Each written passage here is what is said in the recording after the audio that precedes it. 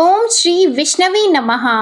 वैशाख मास की पूर्णिमा तिथि बहुत ही पुण्यदायिनी मानी गई है, क्योंकि वैशाख मास को माधव मास कहा गया है। वैशाख का महीना भगवान श्री कृष्ण को अत्यंत ही प्रिय होता है, इसलिए इस पूरे महीने में बहुत से भक्त स्नान करते हैं, यानी सुबह जल्दी उठकर वैशाख मास का स्नान करते हैं और वैशाख पूर्णिमा पर यह स्नान का समापन होता है। इसके साथ ही पूर्णिमा तिथि पर महालक्ष्मी जी की पूजा की जाती है और भगवान श्री विष्णु जी की भी पूजा होती है। पूर्णिमा तिथि चंद्र देवता को समर्पित होती है। चंद्र देवता की पूजा भी इस दिन आवश्यक मानी जाती है।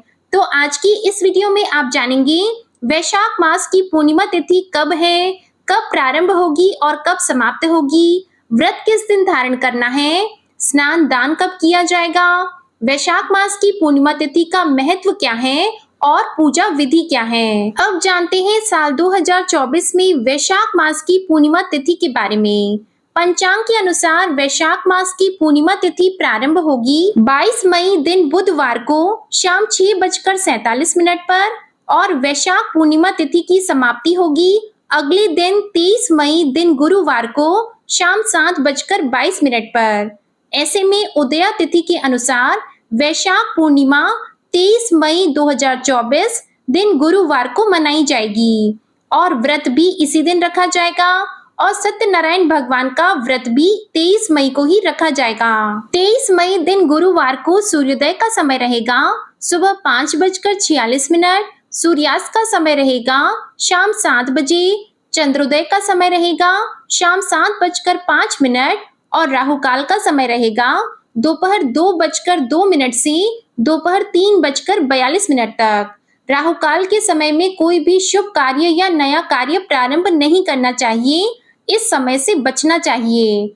अभिजीत मुहूर्त रहेगा सुबह 11:57 से दोपहर 12:50। अमृत काल रहेगा सुबह 11:21 से दोपहर 1:01 तक और ब्रह्म मुहूर्त रहेगा सुबह 4:10 से सुबह 4:58 तक। अभिजीत मुहूर्त का समय सत्यनारायण भगवान के व्रत का पाठ करने के लिए भी बहुत शुभ होता है। 23 मई को परिग योग रहेगा दोपहर 12:12 तक और इसके बाद शिव योग पूरे दिन रहेगा।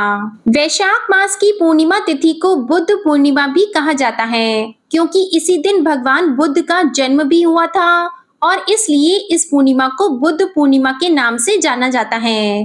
भगवान बुद्ध की जयंती मनाई जाती है।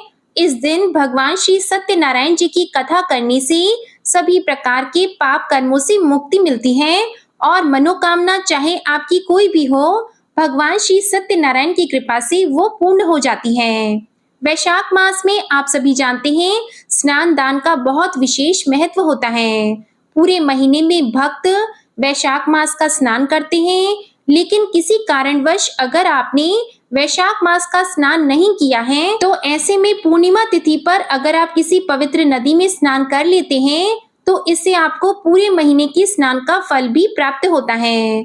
नदी में स्नान करने के बाद दान अवश्य करना चाहिए और अगर किसी पवित्र नदी में स्नान करना संभव न हो तो ऐसे में अपने घर में भी सुबह जल्दी उठकर ब्रह्म मुहूर्त में गंगा जल या किसी पवित्र नदी के जल से स्नान करना चाहिए। और वैशाख पूर्णिमा पर कूर्म जयंती भी मनाई जाती है।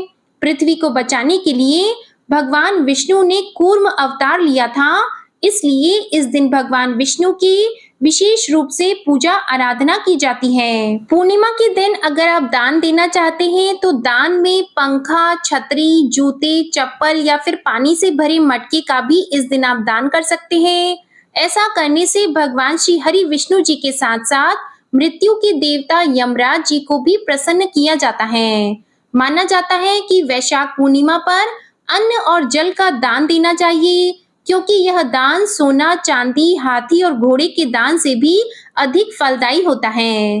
अन्न और जल दान करने से मनुष्य, देवता, पितर सभी को तृप्ति हो जाती है। शास्त्रों के अनुसार कन्यादान को भी इन सभी के बराबर माना गया है। पूर्णिमा के दिन भगवान शिव जी का अभिषेक करते समय ओम नमः शिवाय, भगवान विष्णु जी की पूजा करते समय ओम नमो भगवते वासुदेवाय, ओम श्री विष्णवे नमः, और चंद्र देवता की पूजा करते समय ओम सह चंद्रमसे नमः इन मंत्रों का आपको जप करना चाहिए। चंद्रमा की पूजा आज के दिन करने से मानसिक रोग से मुक्ति मिलती है, मन शांत होता है, आप अपने जीवन में सही निर्णय ले पाते हैं और जीवन में सफलता को प्राप्त करते हैं।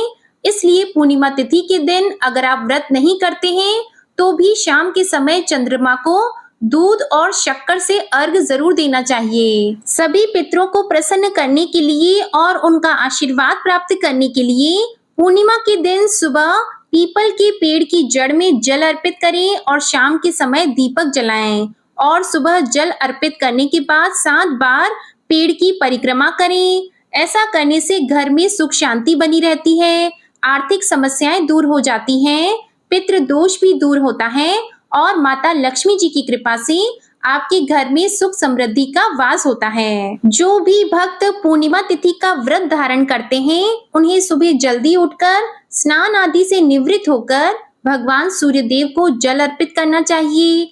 इसके बाद घर के मंदिर में श्री लक्ष्मी नारायण जी की पूजा आराधना करनी चाहिए और आज के दिन श्री लक्ष्मी नारायण जी को पीले पुष्प अर्पित किए जाते हैं, लाल पुष्प महालक्ष्मी जी को। इसके बाद विधि विधान से उनकी पूजा अर्चना कर लीजिए और श्री सत्यनारायण भगवान की कथा आप सुबह के समय भी कर सकते हैं और चाहे तो आप शाम के समय भी कर सकते हैं। जब भी आपके पास इतना समय हो कि परिवार सहित बैठकर और सत्यनारायण भगवान की कथा का पाठ कर सकें, इस समय आप कर लीजिए। आप चाहें तो किसी ब्राह्मण को घर बुलाकर भी श्री सत्यनारायण भगवान की कथा करवा सकते हैं, लेकिन अगर ऐसा संभव न हो तो स्वयं से भी सत्यनारायण भगवान की कथा पढ़ सकते हैं और भगवान को भोग लगा सकते हैं और फिर विधि विधान से उनकी पूजा करके आरती कर सकते हैं। शाम को जो आपको चंद्रोदय का शुभ मुहूर्त बताया गया है, उस मुहूर्त के बाद में आप कभी भी चंद्रमा की पूजा कर सकते हैं और अर्घ देकर अपना उपवास खोल सकते हैं।